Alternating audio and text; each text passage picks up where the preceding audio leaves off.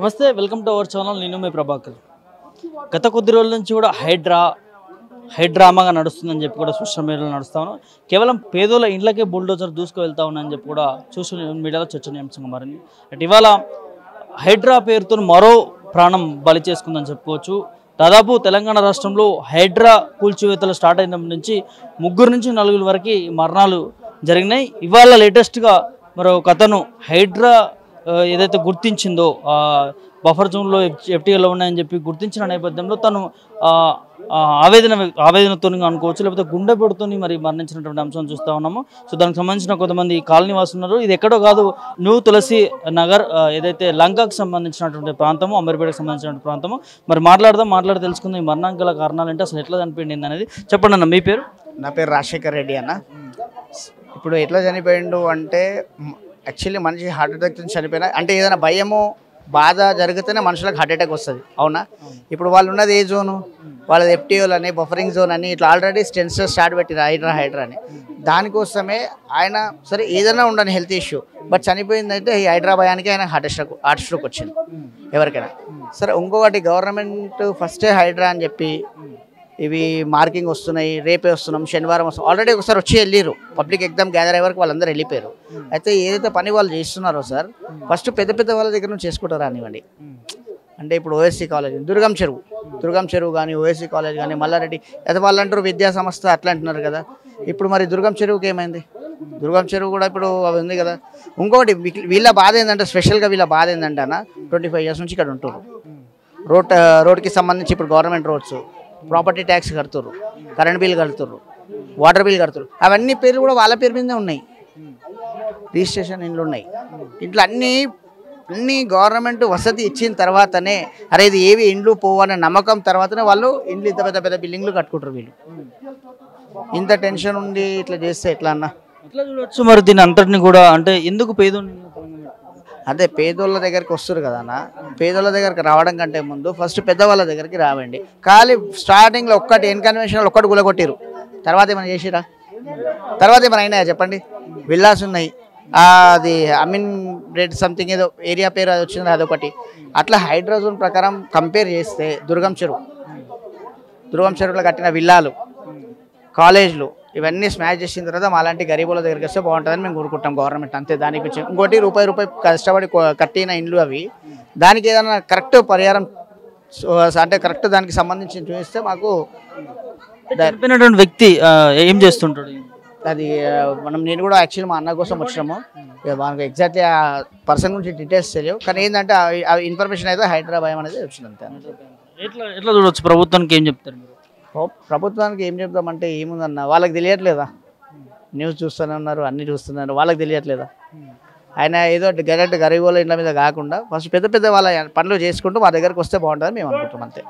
మాకు కూడా ఎప్పుడు ఏమయ్యో తెలియదు. అవును సార్, మరి అట్లా అయిపోయింది పరిస్థితి. పూడుస్తా అంటారు కదా సార్, మరి పూడుస్తా అన్నందుకే కదా ఇంత భయం, తిండి లేక తిప్పలు లేక ఇట్లా అవులు అయ్యేది. పూడుస్తా అన్నందుకే కదా. ఏడు పోతాం సార్, మరి అదే మరి మీరు కూడా మా బిడ్డలు లాంటి వాళ్ళు, మా గురించి మీరు ఆలోచన చేయండి. ఎక్కడ పోవాలి మేము? వారం రోజులు అవుతుంది పనికి పోబుద్ది కూడా కావట్లేదు.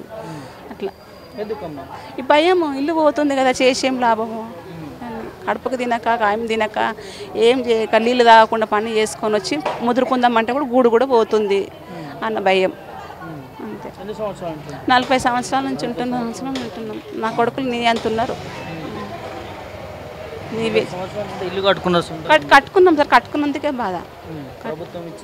ఎవ్వరు ఇచ్చింది సార్? మేము కొనుక్కున్నాం, గజానికి ఇంత అని కొనుక్కున్నాం, పైసలు పెట్టి కొనుక్కున్నాం. మేము పట్టా ఉంది మన దగ్గర, అన్ని పేపర్లు ఉన్నాయి. ఆ రెవెన్యూ సార్ ఎవరో చెక్ చేసి అన్ని చూసుకోమను. ఎవరి ఒట్టే కొనుక్కున్నారో వాళ్ళది తెలుస్తుంది, పట్టా భూములు ఉన్నది తెలుస్తుంది కదా సార్. ఉట్టిగానే ఇల్లు గుల్లగొట్టేస్తా అంటే ఎట్లా సార్? మరి అది మార్పు రావాలని గెలిపించుకున్నారు కదా, మరి ఏమో సార్ ఇట్లా అవుతుందని మాకు తెలియదు కదా సార్. ఇట్లా ఇల్లు తీసేస్తారని తెలియదు కదా సార్, ఏమన్నా చేస్తారేమో అనుకున్నాం. ఇల్లు తీసేస్తారని తెలిసి ఓటు అయిపోతురా? ఏకపోతుంటిమి, ఇల్లు తీసేస్తా అంటే ఏకపోతుంటిమి.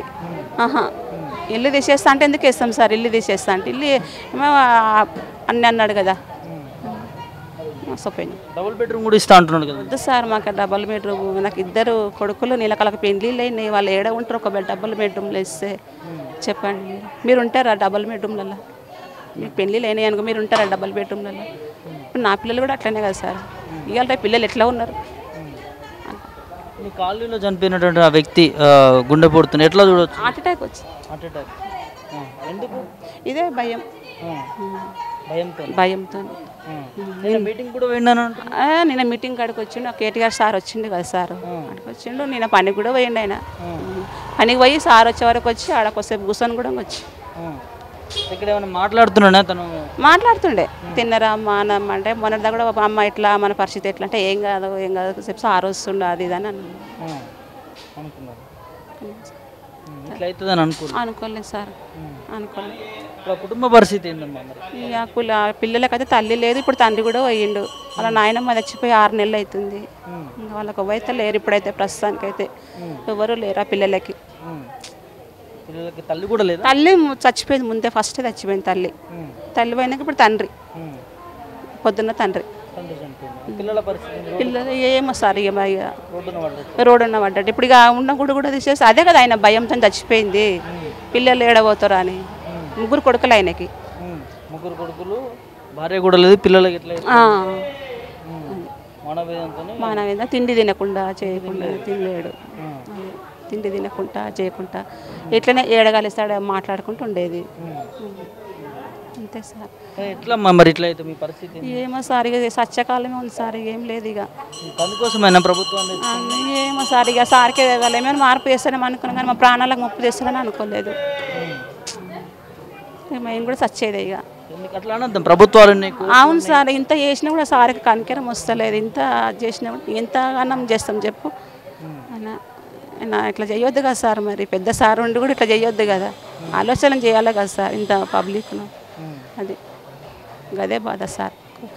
ఇంకేం మా ఇల్లు మాకుంటే చాలు అంతే. పోస్టర్ కూడా వేసినట్టు మా ఇల్లు. అవును సార్, అవును.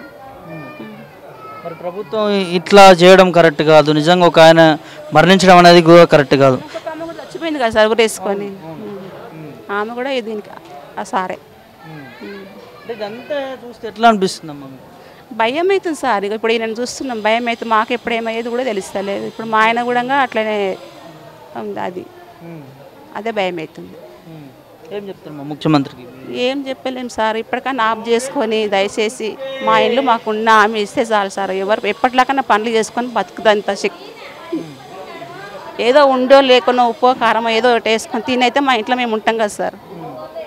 ఎక్కడన్నా ఏమొస్తే మాకు ఏం ఆధారం కూడా లేదు. ఇక్కడ ఆధారం లేదు. ఇల్లు ఒక్కటే ఆధారం. అన్నీ కష్టం చేసినాయి దానికే పెట్టినాం, అన్నీ దానికే పెట్టినాం. ఏ ఆధారం మాకు లేదు. అది మా బాధ.